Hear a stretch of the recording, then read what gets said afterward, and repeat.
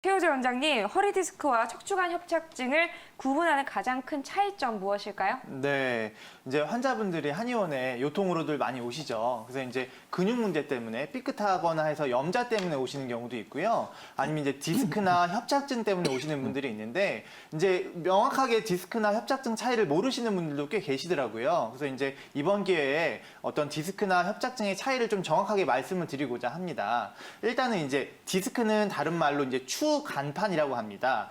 간이 사이간자예요. 그래서 이제 추체, 척추의 사이에 있는 판 이런 뜻인데 이제 추간판 탈출증 이런 말을 쓰죠. 그래서 이제 척추와 척추 사이에 이 디스크라는 게 있는데 이 척추에 압력이 발생을 해서 이 디스크가 밀려 나와서 약간 터져서 뒤에 있는 신경을 누르는 게 이제 디스크고 추간판 탈출증이라고 합니다. 이런 경우에는 이제 어떤 척추 분절 사이의 증상 때문에 나타나는 증상이라서 예를 들어서 4, 5번의 척추가 눌리면은 어떤 옆으로 좀 당기고 저린다거나 아니면 5번, 1번이 눌리면은 뒤로 좀 당기고 저린다거나 하는 이제 특징적인 신경 분절 증상이 나타나고요. 주로 이제 젊은 사람들한테 많이 나타나는 게 특징입니다. 경과가 좀 빠른 편이고요. 대신에 이제 치료도 되게 잘 됩니다. 그래서 이제 가벼운 경우는 뭐 6주 안에도 치료가 되고 좀 심한 경우는 좀 더 치료해야 되고 뭐 수술이 필요한 경우도 있겠지만은 주로 이제 젊은 사람들한테 생기고 경과가 빠르지만 좋은 편이다.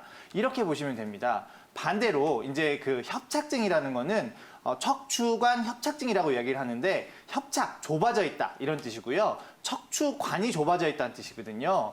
그럼 이제 척추관이 뭐냐 하면은 이 추체와 그다음에 뒤에 이제 관절돌기를 이루고 있어요. 척추가 이 관절돌기가 이제 약간 좀 사이에는 이제 어떤 후종인대나 황색인대라는 인대로 둘러싸여져 있는데 그런 척추관 공간이 좁아지는 것을 이제 척추관 협착증이라고 합니다.